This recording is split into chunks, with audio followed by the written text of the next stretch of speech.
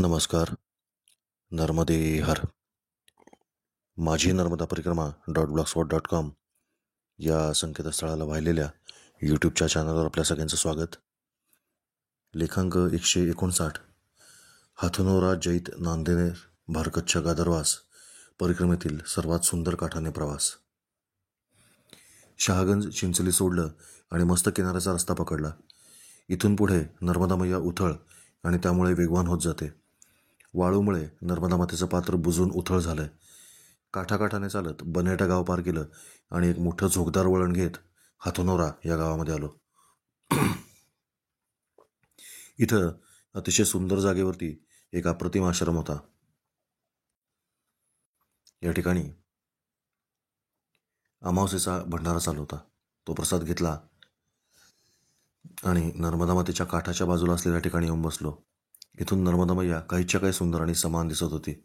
आपल्यापैकी ज्यांनी कधी भोर शहराकडे जाताना लागणारे नदीचे प्रसिद्ध वळण पाहिलं असेल त्यांना त्यांच्या लक्षात येईल की माझं म्हणणं काय ते. अगदी तशीच वळणदार नर्मदा नदी, परंतु त्याच्यापेक्षा कैक पटीनं भव्य दिव्य इथं दिसत होती.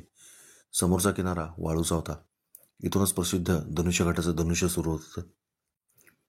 इथं केरळी संन्यासी अर्थात दासस्वामी देखील आले. पटेल नावाचे आजचे अन्नदाता होते. यांची मुले अतिशय गुणी आणि कामसू होती. या आश्रमामध्ये एक पाठीचा कणा वाकलेले महात्मा आणि अन्य काही गांजा ओढणारे शिष्य होते. दासस्वामींसारखा संन्यासी तिथे आला, परंतु त्यांना कोणी विचारले पण नाही. मला खूप वाईट वाटले. मीच मग दासस्वामींना भोजन मिळेल अशी व्यवस्था केली. या सर्वांचे झोपून पेटीवर भजने म्हणणे सुरू होते. एका साधूच्या मदतीनं मी सारं मंदिर धुतलं आणि थोडंसं भजन करून सर्वांची रजा घेतली. हा आश्रम मात्र लक्षात राहिला. इथून नर्मदा मातेचं जे रूप दिसतं त्याच्या मी प्रेमातच पडलो. परंतु मला खरोखरच माहिती नव्हतं की इथून पुढं नर्मदा मातेचं प्रत्येक रूप पहिल्यापेक्षा अधिक सुंदर, अधिक व्यापक, अधिक अद्भुत होत जाणार आहे. बनेटा गाव नर्मदा नदीच्या अगदी काठावर असं वसलेलं आहे. इथे एक उपसा जलसिंचन योजना देखील आहे.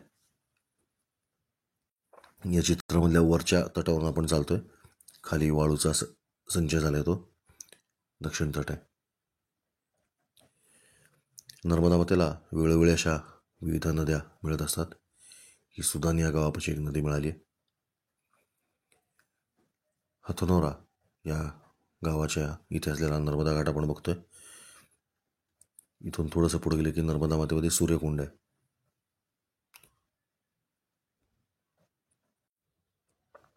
याच ठिकाणी मी बसलो होतो आणि सगळीकडं भंडाराची लगबग चालू होती. हा हाथनोराचा आश्रम आहे. मंदिराचा परिसर अतिशय सुंदर आहे. यज्ञशाळा वगैरे असून नर्मदा मातेच्या बाजूला बसायला खूपच सुंदर जागा केलेली आहे. इथून नर्मदा माता अतिशय सुंदर दिसते. धनुष्यघाट म्हणून ओळखली जाणारी नर्मदा मातेची जी वळण आहेत ती अवकाशातून अशी काहीशी दिसतात. त्यातला हाथनोराचा भाग आपण बघतोय. हा हाथनोराचा भाग आहे. मंदिरातून समोर दिसणारा नर्मदा मातेचा सुंदर प्रवाह याला मराठीमध्ये नेकलेस पॉईंट असं म्हणतात. हे नर्मदा मातेचं अतिशय सुंदर असं रूप आहे. इथून पुढच्या प्रत्येक नकाशामध्ये उत्तर दिशा कशी आहे हे आपण पाहून घ्यावं, कारण महत्त्वाची गावं दिसावीत या दृष्टीनं नकाशा फिरवलेला आहे. माझ्या वहीमध्ये हे वळण माझ्या लक्षात राहावं म्हणून मी त्याचं चित्र काढून ठेवलं होतं. आजही हे चित्र पाहिल्याबरोबर मला त्या दिवसाचं ते दृश्य आठवतं. सोबत कॅमेरा नसला म्हणून काय झालं. काठाचा मार्ग पकडत मी पुढच्या वळणावर असलेलं सूर्यमंदिर गाठलं. दुर्दैवाने येथे नर्मदा मातेची मोठी मोठी वळणं असल्यामुळं आणि ती कमीत कमी 10 ते 12 किलोमीटर लांबीची असल्यामुळं कोणीही परिक्रमास इथून जात नाहीत. ते वळण जर टाळलं तर पुढचं गाव 2 किलोमीटर अंतरावरती असतं. त्यामुळे लोक तसंच जाणं सोयीचं मानतात. परंतु त्यामुळे नर्मदा मातेचा जगातील सगळ्यात सुंदर किनारा आपल्याकडून सुटतोय याची दुर्दैवाने त्यांना कल्पना नसते. सूर्यकुंड म्हणजे वेगळं कुंड नसून नर्मदा मातेचा हा जो किनारा आहे तिथे एका विशिष्ट जागी स्नान केल्यावर कुष्ठरोग बरा होतो अशी मान्यता आहे. मला इथल्या पाण्याचा रंग आणि चव किंचित वेगळी वाटली. याचा अर्थ नक्कीच इथल्या मातीमध्ये किंवा आसपासच्या परिसरामध्ये असे काही गुणधर्म असलेले अणुरेणू आहेत की जे कुष्ठरोग बरा करण्यास सहाय्यक किंवा पूरक ठरत असतील. दक्षिण तटावरून जाताना या भागाचं दर्शन झालं नव्हतं, कारण मध्ये बुढीमाई लागते, अर्थात नर्मदा मातेचा जुना सरळ जाणारा प्रवाह लागतो जो लुप्त झाला आहे. त्यामुळे हा किनारा टाळून पुढे चालावे लागत होते. त्यामुळे पहिल्यांदाच मी न पाहिलेला नर्मदा मातेचा समोरचा किनारा देखील मला इथे दिसत होता. इथे देखील अमावस्येचा मोठा भंडारा सुरू होता. भोजन घेण्याचा खूप आग्रह झाला, परंतु पोटात जागाच नसल्यामुळे पुढे निघालो. हे सूर्यकुंड इथलं सूर्यमंदिर आहे.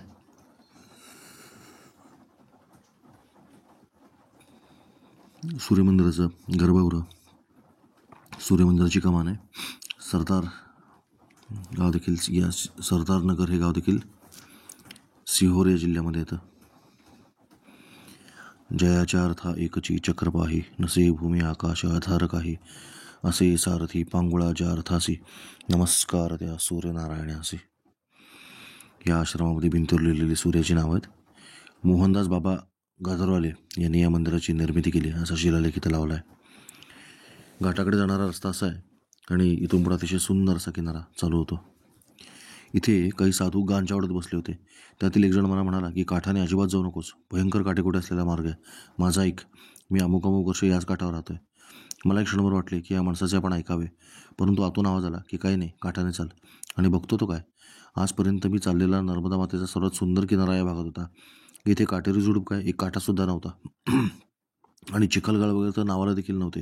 याचा अर्थ हा बिचारा साधू इथे इतकी वर्ष राहून एकदासुद्धा या किनाऱ्याचं दर्शन करण्यासाठी गेलेला नव्हता. गांजा एके गांजा. व्यसन हे फार वाईट असतं मित्रांनो. आपल्यापैकी कोणाला कुठलंही व्यसन जर असेल ना तर त्याचा ताबडतोब त्याग करा, कारण व्यसनातून काहीच लाभ होत नसतो.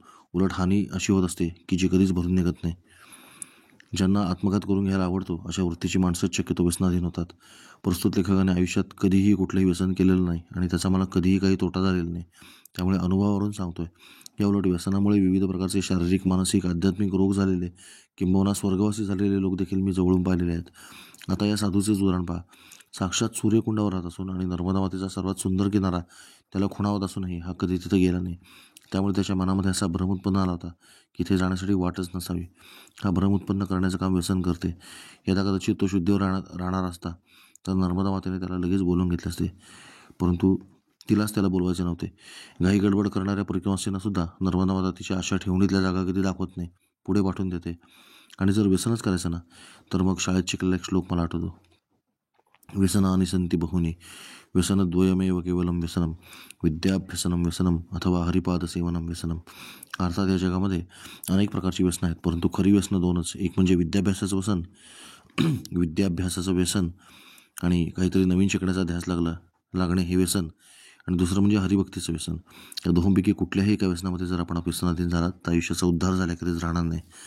आता बसल्या बसल्या संकल्प करा, इथून पुढं मी कुठल्याही प्रकारे दारू, सिगारेट, बिडी, तंबाखू, मावा, गुटखा, पान सुपारी, पान मसाला, रम, बियर, देशी, गावठी, मिश्री, तपकीर, ड्रग्ज, ई सिगारेट, ताडी, माडी, जुगार, मटका, आकडे, लॉटरी, जंगली रमी, लुडो, ऑनलाईन गेम्स, गांजा, भांग, चरस, ब्राऊन शुगर, परदारा यातील कशालाही स्पर्श करणार नाही. अहो, आमच्या शूलपाणीच्या झाडीतील आदिवासी मंडळी जर एका शब्दाखातर कायमचं व्यसन सोडू शकतात तर तुम्हाला काय जड आहे.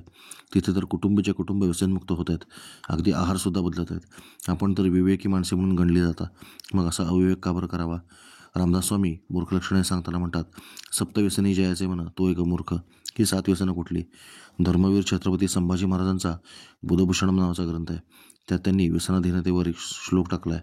त्यात ते म्हणतात, द्यूतम च मासम च सुराच वेश्या पापर्धि चौर्यम परदार सेवा एतानी सप्तानी व्यसनानी लोके नरम सुघोरम नरकम नयंती. अर्थात जुगार खेळणे, मांस खाणे, दारू पिणे, वेश्यागमन करणे, शिकार करणे, चोरी करणे आणि व्यभिचार करणे ही 7 व्यसने मनुष्याला सुघोर नावाच्या नरकापर्यंत घेऊन जातात. बाबरी गावामध्ये वृक्षारोपणासाठी छापलेला वृक्षमित्रांचा जो टी-शर्ट आहे त्याच्यावर देखील आपण व्यसनमुक्तीचा संदेश प्रकर्षाने छापला आहे, कारण ती काळाची गरज आहे.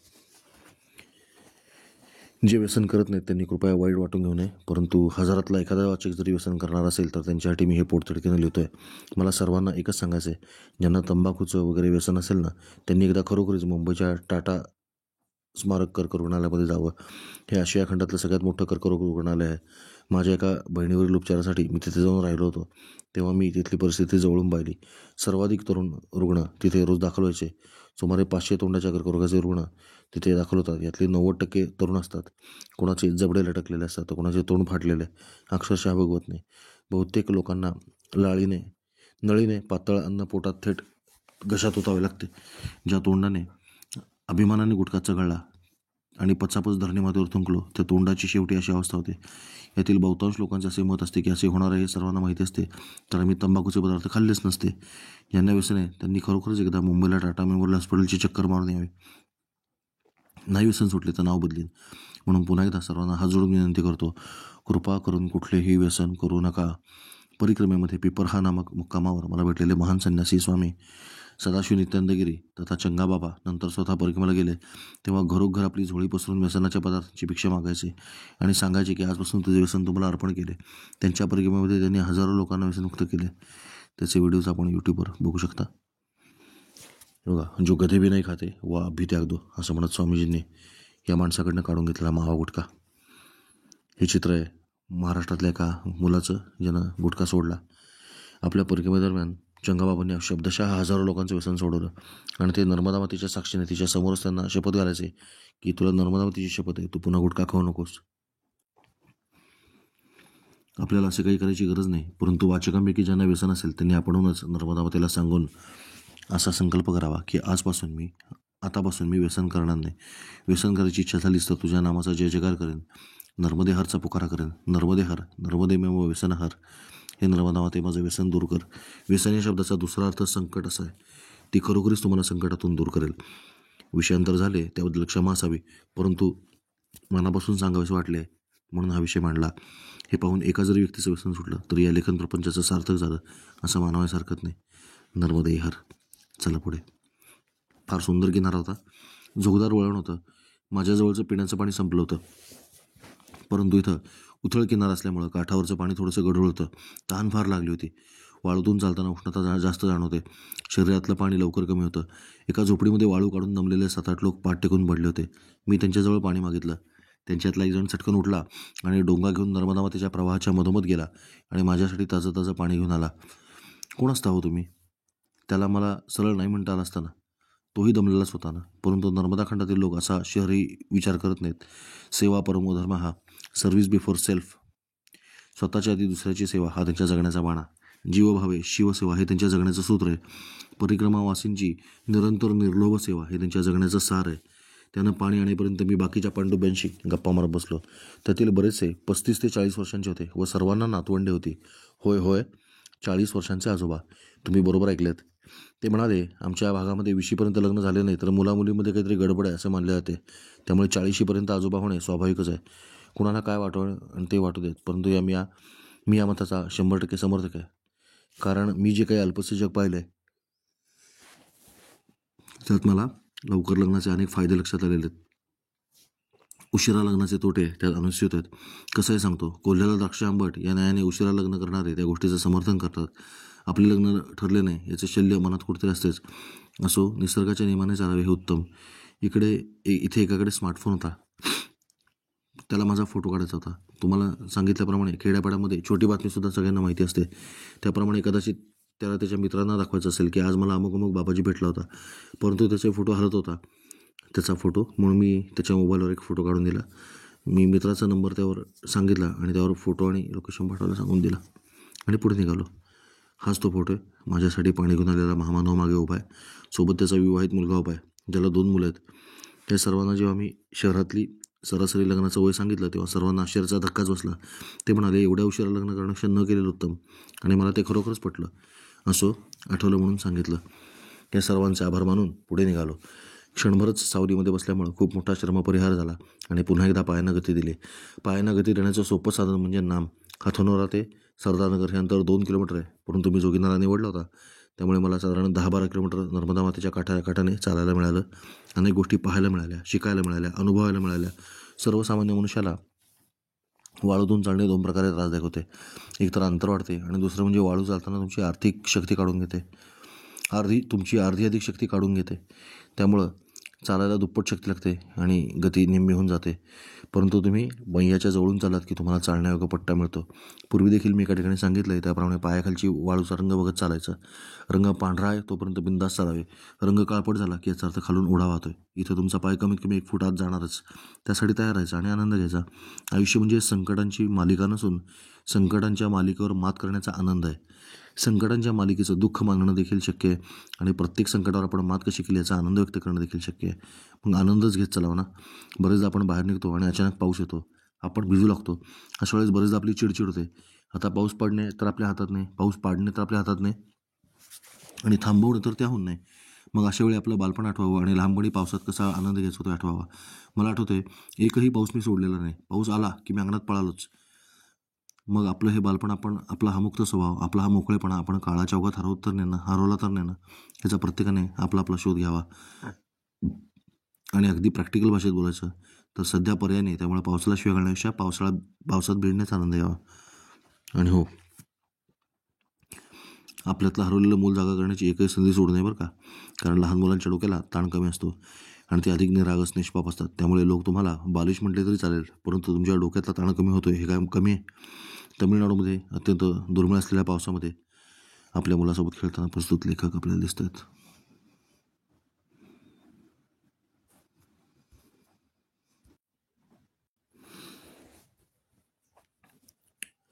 असो, इथला देखील किनारा पक्षीजीवन संपन्न आहे. तो पार करून सरदारनगरला आल्यावर महामंडलेश्वर केशवदासजी महाराज यांचा आश्रम होता. आपले गुरु भगवानदासजी महाराज यांच्या नावे आश्रम काढलेला होता.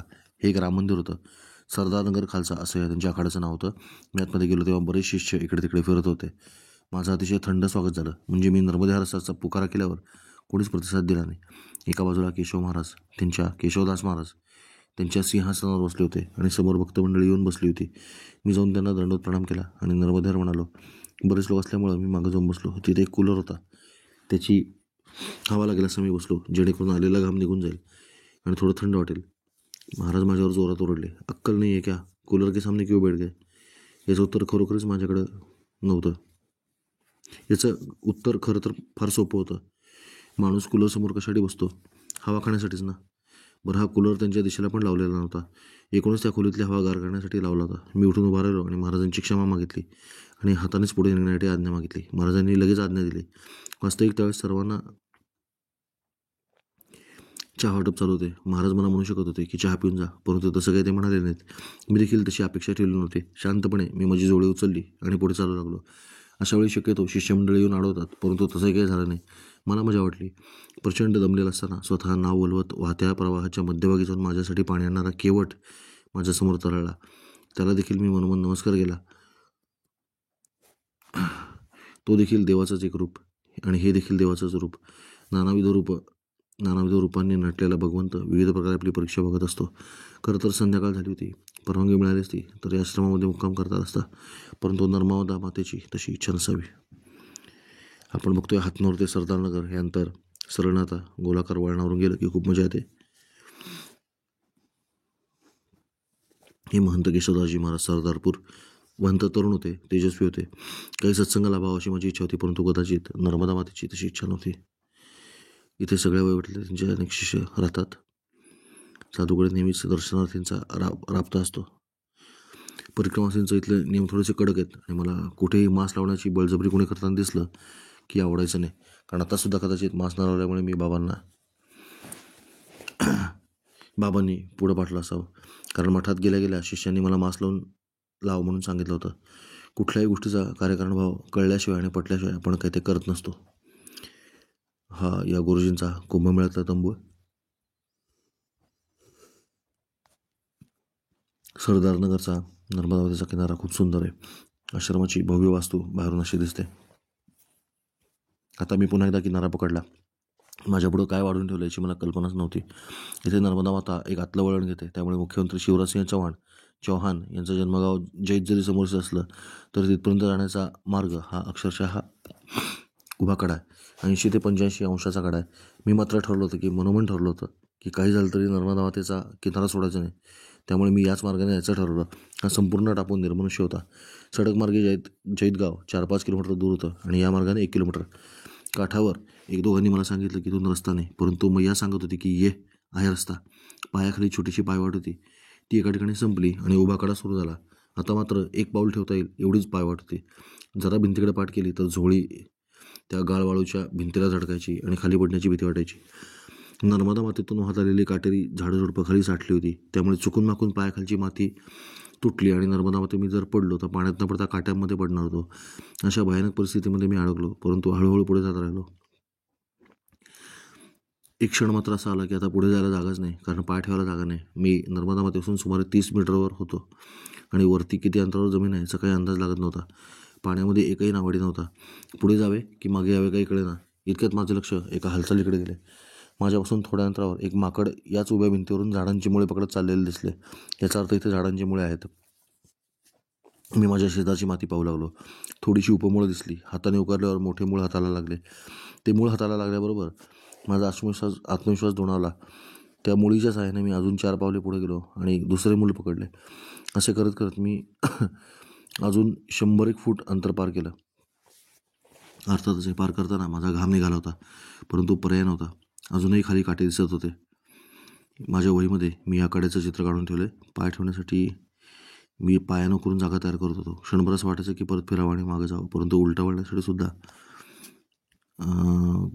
जागा नव्हती. हा कडा इतका उभा होता की गवतसुद्धा उगवायला इथं जागा नव्हती. माझा अनुभव तर असं सांगत होता की अशा प्रकारचा कडा लागला की मध्ये एखादी तरी फट येतेच. त्याप्रमाणे एक फट आली. साधारण 8 फूट खोल मला उडी मारायची होती. उडी चुकली तर थेट काटेकुटे आणि मग तसंच मैयारपण वस्तू. 10-12 वेळा उडी मारायचा प्रयत्न केला आणि सोडून दिला. हिंमतच होत नव्हती. शेवटी नर्मदे हर असा जोरात पुकारा केला आणि डोळे मिटून उडी मारून टाकली. डोळे उघडले तर मी अतिशय सुरक्षितपणे त्या फटीमध्ये पडलो होतो. अंधार पडू लागला होता. अर्ध अंतर कापून झालं होतं, पण उरलेलं अर्ध अंतर लवकर कापणं आवश्यक होतं, कारण ही वन्य श्वापदं बाहेर पडण्याची वेळ असते. अर्थात एवढ्या कठीण ठिकाणी वन्य श्वापदं कुठून येणार म्हणा, असं माझी मीच स्वतःची समजूत घालत होतो. परंतु मुळे धरत धरत थोडासा पुढे जाऊ लागलो. आता आपल्याला चालता येतं हा आत्मविश्वास निर्माण झाला होता. पुढे पुन्हा एक मोठी फट आली. ही फट म्हणजे पावसाचं पाणी नर्मदेला येऊन मिळत असल्यामुळं तयार झालेली उभी नाळ असते. त्यात खाली एखादा दगड वगैरे असेल तर त्यावर माती साठून थोडीशी जागा तयार होते. थोडं अंतर पुढे आलो आणि खाली 12 फूट खोल उडी मारायची असं माझ्या लक्षात आलं. त्यानंतर एका पावलाची पायवाट दिसत होती. मगाशी उडी मारली होती त्यापेक्षा ही उडी कठीण होती, कारण मगाशी मी जिथे उभा आहे तिथून उडी मारली होती. आता मात्र मला जिथून उडी मारायची ती जागा 5 फूट पुढे होती आणि हातातली मुळी वगैरे सर्व काही सोडून ते 5-6 फूट अंतर मला 2 उड्यांमध्ये पार करून मग तिसरी मोठी उडी मारायची होती. इतक्यात माझं लक्ष वरती असलेल्या एका झाडाकडे गेलं. त्याची मोठी मुळं लटकत होती. मी ती मुळं एकत्र केली. 2 पावलं मागं गेलो आणि मुळांना घट्ट धरून माझं सगळं वजन नर्मदा मातेच्या बाजूला झुकवत दोन्ही पायांचे तळवे त्या भिंतीला टेकवत अक्षरशः 5 फूट पळत पळत अंतर मी ते कापलं आणि जोरात उडी मारली. उडी मारताना हवेमध्येच नर्मदे हरसा जोरदार पुकारा केला आणि ही उडी 12 फूट म्हणजे बरोबर 2 पुरुष खाली पडले. इथे कोणीच कधीच जात नसल्यामुळं साधारण फुटभर तरी मातीचा फुपाटा साठला होता. मी उडी मारल्यामुळे मोठाच काकाणा उडाला. माझ्या नाकातोंडात, कानात, दाढीमध्ये, अंगाला सगळीकडे मातीच माती झाली. मी कौकू लागलो. मातीचा एक प्रचंड मोठा ढग माझ्या भोवती निर्माण झाला. मी क्षणभर तसा पालथा पडून राहिलो. आपण वाचलो आहोत याची जाणीव फार आनंददायी असते, परंतु ती जाणीव क्षणभरच टिकली. जसा तो ढग खाली बसला तसं माझं लक्ष समोर गेलं. माझ्यापासून केवळ 5 फूट अंतरावरती एक अतिशय तरुण, तडपदार आणि चमकदार डोळ्यांचा धिप्पाड नरगोल्ला उभा होता. झालेल्या प्रसंगामुळे तो देखील दचकला होता. माझं लक्ष खाली नर्मदा मैयामध्ये गेले. इथे एक गोमाता मरून पडली होती, म्हणजे प्रवाहातून वाहत आली होती आणि वळणाला येऊन झाडाझुडपामध्ये अडकली होती. ती खाण्यासाठी साहेब खाली चालले होते. बरं, तो उभा होता ती जागा अशी होती की त्याला मागे सरकायला जागाच नव्हती. कसा बसा मागे पुढे पाय ठेवून तो देखील उभा होता. आता आपलं काही खरं नाही असे एक क्षणभर वाटून गेलं. कदाचित त्याच्या गुहेसमोर आलो की काय असे मला वाटू लागलं. परंतु डावीकडे गुहा वगैरे आहे का हे वळून बघायची देखील हिंमत होत नव्हती. माझी नजर अखंड त्याच्या नजरेला मी जुळवली होती. त्याचे ते सुंदर डोळे पाहून मला खूप छान वाटले. मी 2-3 वेळा डोळे मिटल्यावर त्याने देखील डोळे मिटले. त्याला देखील कळले की हा बाबा आपल्याला जीवावर उदार होऊन कुठेतरी चाललाय. मी मनातल्या मनात त्याला सांगितलं की बाबा रे, तुझा मार्ग अडवण्याची माझी इच्छा नाही, परंतु मी ज्या मार्गाने आलो तिथे आता परत जाऊ शकत नाही वरती, तरी कृपा करून मला मार्ग करून दे. कोल्ह्याने वळायचा प्रयत्न केला, परंतु त्याला वळता येत नव्हतं. माझ्या देहबोलीतून त्याला संदेश मिळाला होता की मी त्याला काही त्रास देणार नाही. प्राण्यांना हे लगेच कळते. तो अतिशय हळूहळू 10-12 पावले उलटा चालत मागे गेला आणि ज्या क्षणी त्याला वळायला जागा मिळाली त्या क्षणी एका गिरकीमध्ये वळून तो क्षणात वरती पळून गेला. वरती गेल्यावर सुरक्षित जागी जाऊन तो एक क्षणभर थांबला, माझ्याकडे खाली पाहिलं आणि अदृश्य आला. कदाचित धन्यवाद म्हणण्याची वन्य श्वापदांची ही पद्धत असावी. पूर्वी देखील अनेक श्वापदांनी अशा रीतीने मला जाताना टाटा बाय बाय केल्याचे मला आठवते. आम्हाला सुरक्षित जाऊ दिल्याबद्दल धन्यवाद असा भाव त्या नजरेमध्ये असायचा. अखेरीस मी जैतगाव गाठले. माझ्या वहीमध्ये या प्रसंगाचं एक छोटंसं चित्र मी काढून ठेवलं होतं. नुसतं एवढं चित्र पाहिलं की सगळा प्रसंग डोळ्यासमोर उभा राहतो. आपल्या मेंदूची रचनाच मजेशीर आहे. संगीत किंवा चित्राच्या स्वरूपात पाहिलेलं ज्ञान अधिक लक्षात राहतं. इथं खाली मरून पडलेली गाय दिसते, वर कोल्हा उभा आहे ती जागा दिसते आणि समोर मी तिथं पडलो होतो. ही गाय, कोल्हा. हाच तो सरदारनगरचा जैतचा किनारा. सरदारनगर ते जैत. आपण जर बघितलं तर जैत गावापाशी नर्मदा मैया एक मोठं वळण घेते आणि किनारा कापत जाते. हीच ती जागा जिथं मी उडी मारली. मला अगदी पक्की लक्षात आहे. इथून कड्याच्या खोलीचा अंदाज येत नाही, परंतु इथे खोल कडा आहे. जैत गावाच्या काठावरून काढलेला या चित्रामध्ये तो खडा किनारा थोडासा लक्षात येईल. इथून चाललो. या मार्गावरून कोणी येऊ नये अशी नम्र विनंती आहे. मी देखील पुन्हा या मार्गाने जाईन असं वाटत नाही. सरदारपूर ते जैत हे अंतर रस्त्याने पार करावे. जैत गावचा घाट निर्माणाधीन आहे. महेश्वरचा घाट आणि नर्मदापुरमचा शेठानी घाट याच्या खालोखाल जैतच्या घाटामध्ये निर्मितीसाठी खर्च केला जावा असं माझं मत आहे. शेवटी राजाचेच गाव. इतके प्रचंड सिमेंट कॉन्क्रीट वापरून अतिशय सुंदर आणि मोठा घाट बांधण्याचा घाट इथे घालण्यात आलेला आहे. वळणावरच्या कुठल्याच घाटावर इतका मजबूत घाट अलीकडे कोणी बांधलेला नाही. वळणावरच्या नाही, हां, म्हणजे जिथं मैया वळते तिथंच घाट बांधला होतो शक्यतो, कारण ती जागा कापत असते. इथे एक सोडून 3-4 घाट आहेत. अर्थात हे सगळेच सरकारी खर्चातून केलेले आहेत, परंतु जैत या गावातले घाट अतिशय सुरक्षित आणि अतिशय मोठे ते मात्र की हेच ते जैत गावातले 3-4 घाट. म्हणजे तसा हा घाट एकच आहे, पण त्याचं बांधकामाच्या सोयीसाठी 3-4 टप्पे केलेत. हे बघा, हा पहिला टप्पा. हे बांधकाम इतकं मजबूत आहे की अवकाशातून सुद्धा दिसतं. इथं काम केलं नाही तर केलेलं सर्व काम नर्मदामाई आपल्या पोटामध्ये वाहून घेऊन जाते. अशी अनेक उदाहरणं नर्मदेकाठी पाहायला मिळतात. त्यामुळे हे जे काम आहे हे अतिशय बंदिस्तीने नीट करावं लागतं. घाट बांधताना खोल पाय घेऊन सुंदर आणि मजबूत असा घाट बांधला जातोय. या भागामध्ये घाट बांधणं खरंच खूप कठीण होतं. ते मोठं शिवराजसिंह चौहान यांनी समर्थपणे पेललं आहे. मला काठावरून चालत येताना पाहून स्नान करणाऱ्या सगळ्यांची तोंड बघण्यासारखी झाली होती. खरं सांगायचं तर माझंच तोंड बघण्यासारखं आलं होतं. मी परिक्रमा असे हे देखील ओळखता येत नव्हतं, इतकी माती माझ्या अंगाला लागली होती. एखाद्याला खरोखरच असं वाटू शकलं असतं की हा ठारवेडा मनुष्य येतोय. त्यामुळे मी सर्वप्रथम नेसल्या वस्त्रांशी नर्मदामध्ये उतरलो आणि स्वच्छपैकी स्नान केले. खूप भारी वाटले. सगळा थकवा क्षणात निघून गेला. एका दमात पायऱ्या चढत घाट चढलो आणि थेट तत्कालीन मुख्यमंत्र्यांच्या घरी गेलो. अर्थातच आता ते स्वतः या घरात राहत नाहीत, परंतु त्यांचे गावामध्ये येणे जाणे असते असे कळले. त्यासाठी त्यांनी स्वतःच्या शेतामध्ये एक हेलिपॅड बनवलं आहे. परंतु या हेलिपॅडचा एक तोटा असा आला आहे की त्यामुळे या परिसरातले रस्ते अजूनही कच्चे आणि खडकाळ राहिलेत. बाकीच्या मध्य प्रदेशमधले जसे चांगले रस्ते आहेत तसे या भागाला मात्र मला आढळले नाहीत. याची विशेष नोंद मी आता इथं करून ठेवतो आहे. मुख्यमंत्री शिवराजसिंह चौहान यांचे बंधू नरेंद्रसिंह चौहान या घरामध्ये राहतात, पण तेही कमी आणि भोपाळला जास्त असतात. बंदोबस्ताला असलेल्या पोलिसांनी मला हे सगळं सांगितलं. मी जेव्हा घर शोधत गेलो तेव्हा बंदोबस्त असलेल्या पोलिसांशी संवाद साधला. तेव्हा त्यांनी तिथं बांधत असलेल्या एका छोट्या मंदिराजवळ मला बसायला खुर्ची दिली आणि चांगल्या तासभर गप्पा मारल्या. त्यांच्याकडून बऱ्याच गोष्टी समजल्या. कुठल्याही क्षेत्रामध्ये मोठं कार्य करण्याची इच्छा ज्या तरुणांना आहे त्यासाठी ते एक महत्त्वाचं सूत्र सांगून ठेवतो की ऐक्यू माहितीवर किंवा आताच्या काळामध्ये व्हॉट्सअप, फेसबुक किंवा अन्य प्रसारमाध्यमं यावर प्रसारित होणाऱ्या माहितीवर विश्वास न ठेवता प्रत्यक्ष त्या व्यक्तीला ओळखणाऱ्या, तिला भेटलेल्या जाणकार व्यक्तींकडूनच मत घेतले तर अधिक चांगले आणि विश्वासार्ह माहिती मिळते.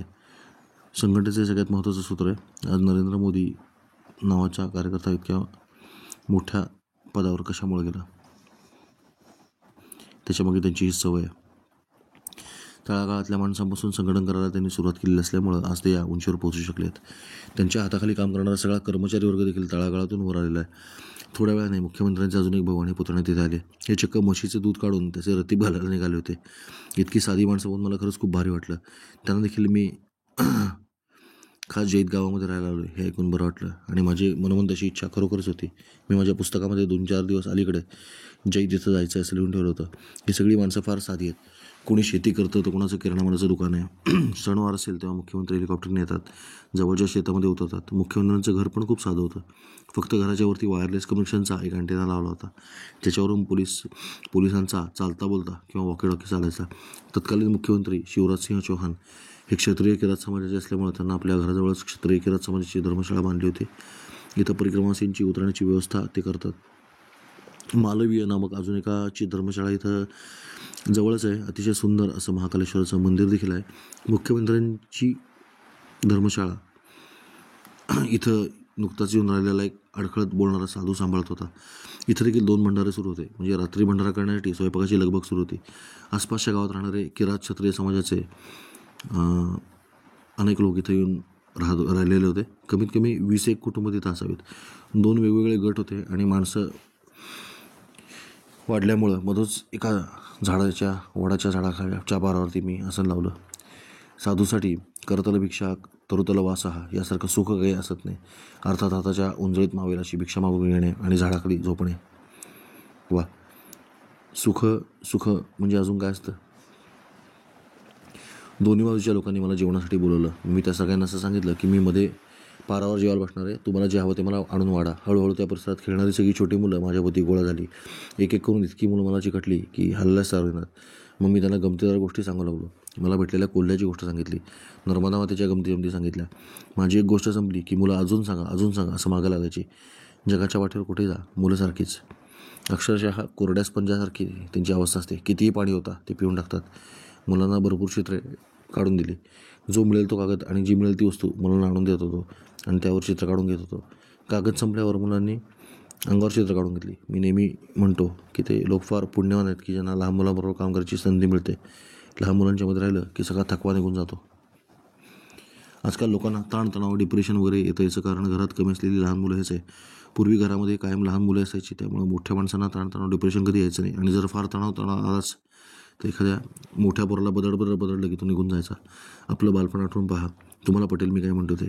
आताच्या काळात पालक डिप्रेशनमध्ये आहेत कारण त्यांना मुलंच नाहीत, आणि मुलं डिप्रेशनमध्ये आहेत कारण त्यांना भावंडं नाहीत. आजी आजोबा कंटाळलेत कारण त्यांच्याकडे कोणाचं लक्ष नाही. आणि आजी आजोबांना वेळ द्यायला तोंडी जातात तेव्हा त्यांना लक्षात येतं की ते व्हॉट्सअपमध्ये किंवा TV सिरियलमध्ये मशगूल आहेत. एकंदरीत सगळ्यात सामाजिक तोल ढासळवणारा हा प्रकार आपण विकासाच्या आणि प्रगतीच्या नावाखाली पत्करला आहे. असो, रात्री डासाने फोडून काढले.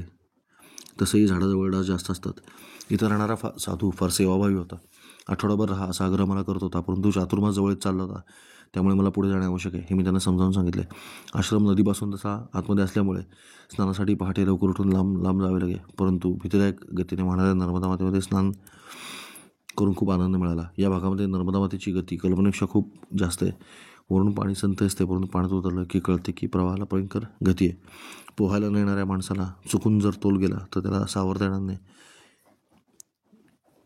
इतकी ती गती असते. त्यामुळे वळणाच्या ठिकाणी नर्मदा मातेमध्ये स्नान करताना थोडंसं सावध राहावं हेच उत्तम.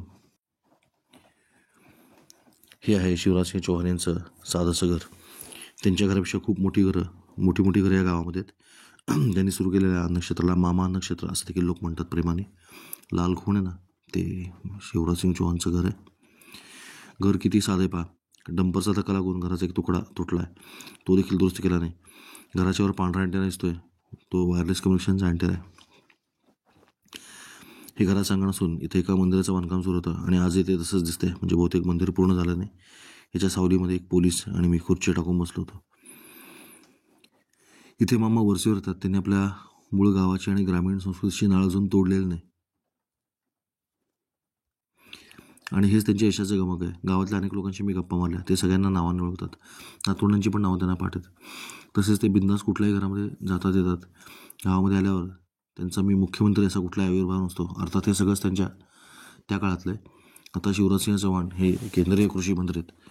अतिशय योग्य व्यक्तीची निवड कृषी मंत्री म्हणून केलेली आहे असं माझं मत आहे. कारण मध्य प्रदेशमधले शेतकरी हे खरोखरच खूप प्रगतिशील, अभ्यासू आणि हुशार आहेत.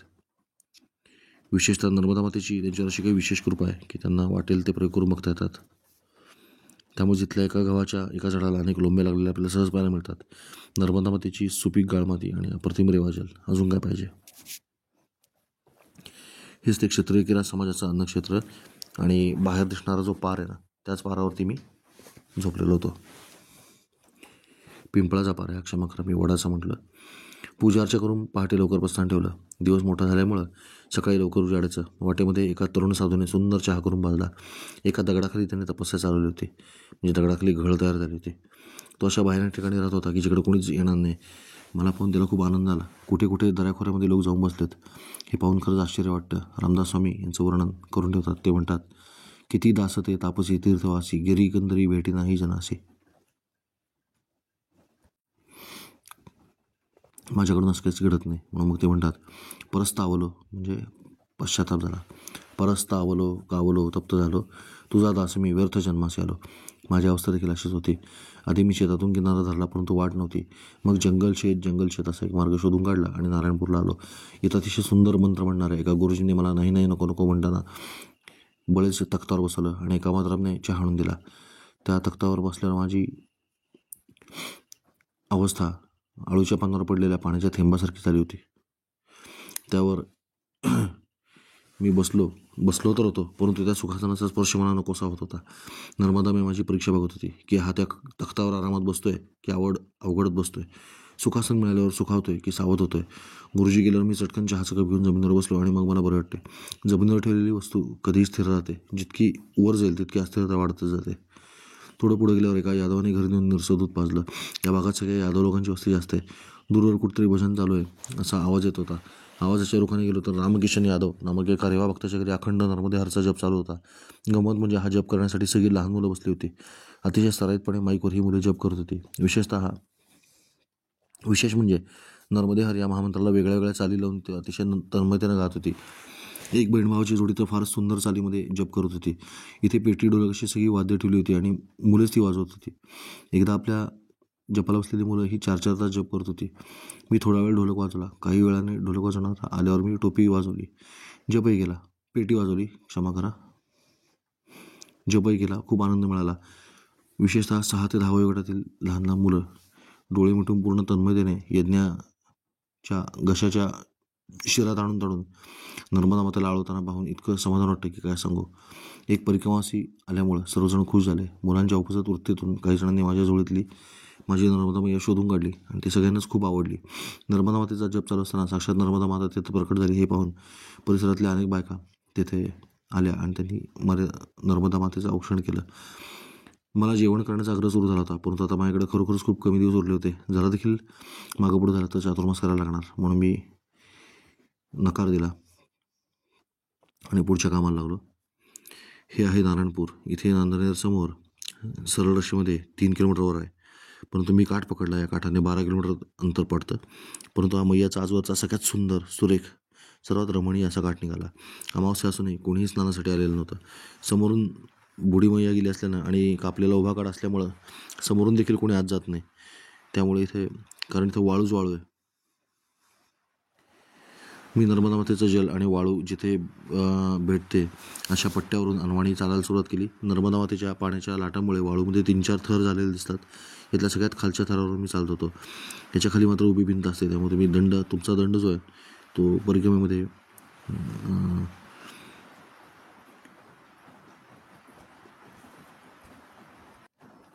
तो बुडवला ना तरी वाळूमध्ये टेकत नाही, अधांतरी राहतो. हा किनारा कसा याचं चित्र माझ्या वहीमध्ये मी काढून ठेवलं होतं. पाण्यामध्ये दंड बुडलेला दिसतोय. उजवीकडे वाळूचे थर दिसत आहेत आणि कमी जास्त वाढणाऱ्या प्रवाहामुळे असे 2-4 थर तयार होतात. असो, हा संपूर्ण किनारा मी एका अवस्थेमध्ये वेड्यासारखा चाललो. पाणी सर्वत्र उथळ असल्यामुळे पाणपक्ष्यांसाठी हा स्वर्ग आहे. परंतु मला खरा आनंद देऊन गेले ते इथे दिसलेले सारस पक्षी. मी इथे एकूण 15 सारस पक्षी पाहिले, खूप जवळून पाहिले. ते अक्षरशः माझ्या उंचीचे आणि भव्य दिव्य होते. माझ्या जवळून जेव्हा ते उडाले तेव्हा आम्ही पाहिले की त्यांच्या पंखाचा विस्तार किमान 12 फूट तरी असावा. सारस पक्षी इतके मोठे असतात हे मी ऐकून होतो, परंतु आज प्रत्यक्ष अनुभवत होतो. मला नुकतेच काही दिवसांपूर्वी 2 सारस पक्षी दिसले होते, परंतु ते माझ्यापासून खूप लांब होते. इथे मला त्यांचे जवळून निरीक्षण करता आले. मी सारस पक्ष्यांना बराच वेळ दिला. त्यांना देखील लक्षात आले की आपल्याला काही करणार नाही. एकदा तर ते माझ्या इतके जवळ आले होते की एक झेप मारून मी त्यातला एखादा पक्षी पकडू शकलो असतो. उडण्यापूर्वी ते विमानाप्रमाणे पळत जाऊन टेकऑफ घेतात हे देखील बघण्यासारखं असतं. एकदा तर ते माझ्याजवळून उडाले तेव्हा मला वारं लागलं होतं, इतके जवळ होते. मी हा प्रवास कधीच विसरू शकणार नाही. नर्मदा परिक्रमेमध्ये मी पाहिलेला सगळ्यात सुंदर किनारा कुठला असं कोणी विचारलं तर 200% हाच किनारा होय. आणि मी या किनाऱ्यावर कोणी जावं असं देखील सुचवणार नाही, कारण या 12 किलोमीटर मनुष्य नर्मदा काठची वाट लावण्याचं काम परिक्रमावासी अतिशय सहज करू शकतात. तसं होऊ नये, खरंच होऊ नये. तिथं कोणी जात नाही तेच बरं आहे. सारस पक्ष्यांना मानवी वावर खपत नाही. मी जसं पुढे चालत होतो तसं ते देखील चालत चालत पुढे जात होते. त्यांच्या डांगा अर्थातच माझ्यापेक्षा फार मोठ्या होत्या. पुण्यातल्या सारसबागेमध्ये पूर्वी सारस पक्षी घरटी करायचे.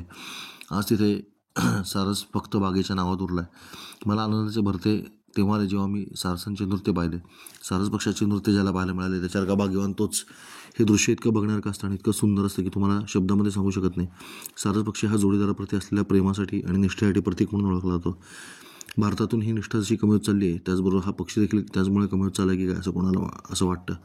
या सारस पक्ष्यांच्या पायाचा ठसा हा आपल्या हाताच्या ठसापेक्षा सुद्धा मोठा असतो. मी त्याचं कच्चं तुलनात्मक रेखाटन किंवा चित्र माझ्या वहीमध्ये काढून ठेवलं आहे. त्यांच्यापुढे चक्रवाकासारखा पक्षी किंवा चित्रपटासुद्धा छोटे दिसतात. किंबहुना चक्रवाक आता दिसायचे बंदच झाले होते.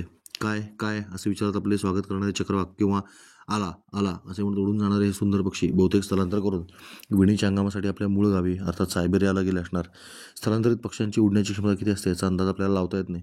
Bombay natural history society of India नावाची मुंबईमधली एक संस्था आहे जी पक्ष्यांच्या स्थलांतराचा देखील अभ्यास करते.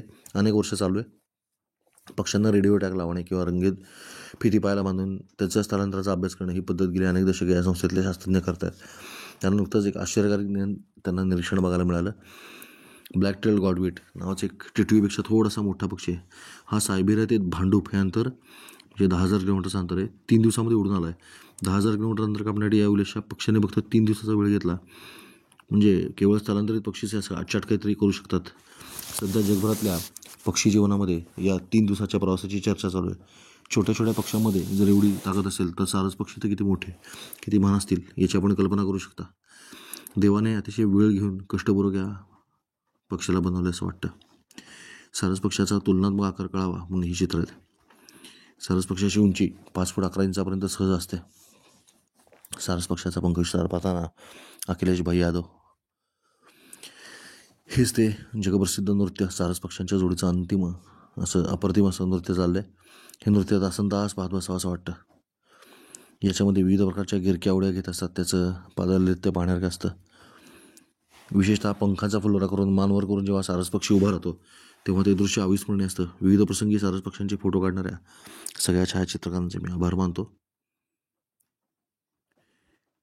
मागून हा फुलोरा खरोखरच खूप सुंदर दिसतो. असो, सारस पक्षाने मला अशी काही बोरळ पाडली की मी त्यावर अजून किती लिहू शकतो. सध्या आपण पुढे असलेल्या गावात जाऊया. इथली वाळू इतकी स्वच्छ होती अगदी समुद्रासारखी. बहुतेक समुद्रामध्ये बरीचशी वाळू नर्मदा मातेनेच नेऊन टाकली असणार असे मला वाटले. इथलं पाणी इतकं स्वच्छ होतं आणि इतकं शुद्ध होतं की मी दर थोड्या वेळाने मी ते पाणी प्यायचो. काठाने चालताना बिसाखेडी, जनवासा, तिलोट आणि नांदणे अशी गावं लागतात. जनवासामध्ये गुरे राखणाऱ्या तिघांनी मला जेवायला घरी नेण्याची स्पर्धा लागली. अखेर मी निवाडा केला. त्या तिघांपैकी एकाच्या घरी मी बसलो. कैलास मेहरा म्हणून गुराखी होता, त्याच्या घरी मी बसलो. दुसऱ्या दोघांनी जेवण बनवून आणावे असे ठरले. या मार्गावरून कोणी परिक्रमाशी कधी जातोय याचा या लोकांनाच कारण झाला होता की तिघांनाही सेवा करायची उर्मी दाटून आली होती. घरी जाऊन अंगणात बसलो. याला प्रशांत आणि सौरव नावाची मुलं होती 2 आणि पूनम पूजा नावाच्या 2 मुली होत्या. पूजा नावाची याची जी कन्या आहे ती भारकतच्या गावात दिली होती. दोन्ही जावई मास्तर होते. भरपूर रोट्या पुरी भाजी या तिघांनी प्रेमाने मला खाऊ घातलं. प्रशांत तब्येतीने चांगला पैलवान होता. त्याला भारतीय लष्करामध्ये येण्यासाठी प्रेरित केलं. माझ्या लष्करातले एक मित्र आहेत, त्यांचा क्रमांक मला पाठ होता. त्यांच्याशी वडिलांच्या फोनवरून त्याचा संवाद घडून आणला. त्याला खूप आनंद झाला आणि आता मी आर्मीतच जाणार असं त्याला मला लिखून सांगितलं. तो इतका हुशार होता की JCB, डंपर, ट्रॅक्टर असं सगळं काही चालवायचं केवळ बघून शिकला होता. तिघांना पोटभर आशीर्वाद देऊन पुढे निघालो. नर्मदा खंडातील लोक अतिशय सात्विक, धार्मिक आणि दानशूर आहेत. त्यांच्याशिवाय नर्मदा परिक्रमा निर्विघ्नपणे पार करणं हे अशक्य आहे. नर्मदा खंड की जय हो. इथून बरंच अंतर काठाने चालत नांदनेर गावी पोचलो. हे स्थान देखील अतिशय रम्य आहे. इथं घाटावर दोन्ही बाजूला 2 मंदिर होते आणि त्यांना जोडणारा पूलमध्ये बांधला आहे. या ठिकाणी भव्य दिव्य मनकामनेश्वर आणि महाकालेश्वर महादेव स्थापित आहेत. गंमत म्हणजे शिवलिंग तिरकी आहेत. अर्थात संपूर्ण मंदिर पूर्व पश्चिम बांधलं नाही तर घाटाला समांतर बांधलं आहे. परंतु जागा कुठेही शिवलिंगाची स्थापना करताना ती बदलत नाही. त्यांची जलरी उत्तर दिशेलाच असते. मी पहिल्यांदा अशी 2 शिवलिंग शेजारी पाहिली होती, त्यामुळे वहीमध्ये त्याचं चित्र काढून घेतलं. या मंदिरामध्ये एक तरुण साधू व्यवस्थापनासाठी काही दिवस थांबले होते. हा बिचारा दुःखी आत्मा होता. काही केले तरी त्याच्या तोंडाला हसू उमटत नव्हतं.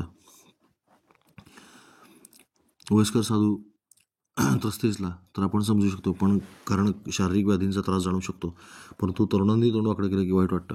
आयुष्याचा आनंद तरुणांनी घ्यायचा असेल, तरुणांनी नाही घ्यायचा तर कोणी घ्यायचा. बरं झालं त्याने मी त्याला आठवलं म्हणून सांगतो. तुम्हाला जर तुमच्या घरातल्या तरुणांचं मन जिंकायचं असेल तर त्यांना हे करू नको ते करू नको असं सांगू नका. कारण आयुष्याचा आनंद घेण्याचं हेच वय आहे. त्यांना पडू द्या, धडपडू द्या, स्वतःच्या अनुभवातून स्वतः शिकू द्या. हे करू नको असं म्हणणं नकारात्मक आहे. त्यापेक्षा हे करून पाहिलं तर असं बोलणं सकारात्मक आहे. या साधूची इथं सेवा देण्याची इच्छा आहे असं त्याच्या चेहऱ्याकडे बघून वाटत नव्हतं. त्यामुळे आपसुकच पुढे निघालो. मला वाटेमध्ये भेटलेले पुण्याचे परिक्रमासी अक्षय आंबेडकर आणि कुलकर्णी गुरुजी या दोघांनी पुढे इथं चातुर्मास केला होता. ते मधून मला व्हिडिओ कॉल करून हा परिसर दाखवायचे. हेच ते नांदनेरचं मंदिर. इथं दोन्ही बाजूच्या मंदिरांना जोडणारा पूल आणि खालून जाणारा घाटाचा रस्ता आपल्याला दिसतोय. मंदिर परिसर खूप स्वच्छ आणि सुंदर आहे. परिक्रमासींची निवास व्यवस्था या 2 खोल्यांमध्ये होते. आंबेडकर आणि कुलकर्णी हे देखील याच खोलीमध्ये राहिले होते. हे मंदिरातले हनुमानजी आणि मनकामनेश्वर आणि महाकालेश्वर भगवान या मी नक्की कुठल्या ठिकाणाबद्दल लिहितो हे नंतर मला संदर्भासहित कळावं म्हणून माझ्या वहीमध्ये मी एखादं खुणेचं छोटंसं चित्र काढून ठेवायचो. नांदनेरच्या मनकामनेश्वर आणि महादेवाचं मंदिरातलं मी काढलेलं चित्र बघा आणि प्रत्यक्षात कसं आहे बघा. खरं सांगायचं तर आता आपली परिक्रमा संपण्याच्या टप्प्यावर येऊ लागली हे माझ्या अंतर्मनाला कळू लागलं होतं. त्यामुळं प्रत्येक ठिकाणी खूप वेळ घालवावा असं वाटायचं. ही परिक्रमा संपूच नाही असं वाटायचं. नर्मदा मातेला पाहिल्यावर उगाचच भरून यायचं. उगाचच तरी कसं म्हणावं, त्यामागं केवढी मोठी कारण परंपरा होती हे आपण जाणताच. आपल्यासाठी कोणीही एवढं करणार नाही जेवढी ती न बोलता शांतपणे निमूटपणे करत होती. पुन्हा एकदा किनारा पकडला. पुढचा मार्ग दिसायचा बंद झाला. कारच्या काचेवर जर पाणी आलं तर पुसायला वायपर असतात ना, पण डोळ्यांचं काय करायचं. नर्मदे हर, नर्मदे हर, नर्मदे हर.